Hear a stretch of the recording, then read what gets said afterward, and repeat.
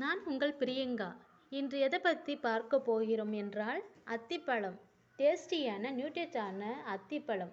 இதில் அதிக அளவிலான சத்துக்கள் இருக்கிறது.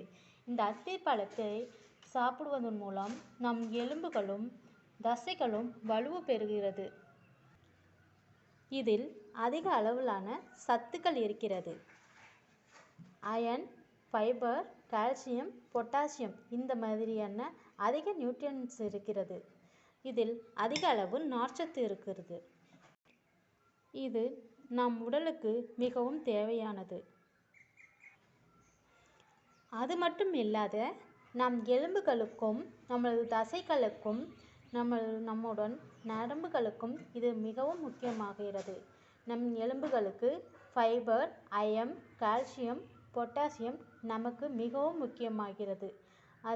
இதில் அயன், கால்சியம், பொட்டாசியம், ஃபைபர் அனைத்தும் இந்த உணவில் இருக்கிறது. அது மட்டும் இல்லாத இரத்த சோகைகளை இது கட்டுப்படுத்துது. பிரஷரை கட்டுப்படுத்துகிறது. சுகர் கட்டுப்படுத்துகிறது. இந்த அத்திப்பழத்தை இரவில் ஊற வைத்து காலையில் எழுந்தவுடன் இந்த அத்திப்பழத்தை சாப்பிட்டு இந்த நீரை குடிப்பதன் மூலம் பைல்ஸ் குணமாகி ப்ளீடிங் வருவதை கட்டுக்குள் கொண்டு வருகிறது. இந்த அத்திப்பழத்தில் அதிகப்படியான நன்மைகள் இருக்கிறது. குழந்தைகளுக்கும் கொடுக்கலாம், பெரியவர்களும் இதை சாப்பிடலாம். அது மட்டும் இல்லாத அலர்ஜி, அத்திப்பழத்தினால் ஏதேனும் ஒரு அலர்ஜி வருகிறது என்றால் நீங்கள் அதை நிறுத்திவிடலாம். மருந்து சாப்பிடுகிறீர்கள் என்றால் அது அலர்ஜி ஆகும், அத்திப்பழம் சாப்பிடுவதால் அலர்ஜி ஆகிறது என்று நீங்கள் நினைத்தாலும் இதை நீங்கள் நிறுத்தி கொள்ளலாம். நீங்கள் மருந்து சாப்பிடுவராக இருந்தால் இதை 2-3 தடவை சாப்பிட்டு பாருங்கள். உங்களுக்கு ஒத்துக்கொண்டால் சாப்பிடுங்கள், ஒத்துக்கொள்ளவென்றால் அதை நீங்கள் அவாய்ட் பண்ணலாம். உணவே மருந்து, உணவிலிருந்து மருந்து அப்படின்னு சொல்கிற மாதிரி நமக்கு எந்தெந்த உணவில் என்னென்ன சத்துக்கள் இருக்கிறது என்று நாம் கண்டறிந்து அந்த உணவுகளை சாப்பிட வேண்டும்.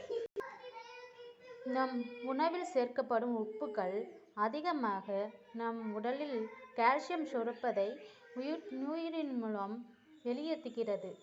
அதை இந்த அத்திப்பழம் கட்டுப்படுத்தி நம் கால்சியத்தை நம் உடலிலே தக்க வைக்க இந்த அத்திப்பழம் மிகவும் தேவைப்படுகிறது. அத்திப்பழத்தில் அதிகப்படியான நன்மைகள் இருக்கிறது. நீங்களும் அதை பயன்படுத்தி பயன்பெறுங்கள். இத்துடன் இதை முடித்துக் கொள்கிறேன்.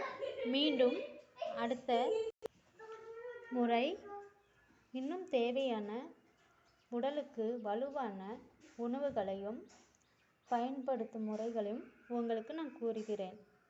நன்றி, வணக்கம். உங்களிடமிருந்து விடைபெறும் உங்கள் பிரியங்கா. நன்றி, வணக்கம்.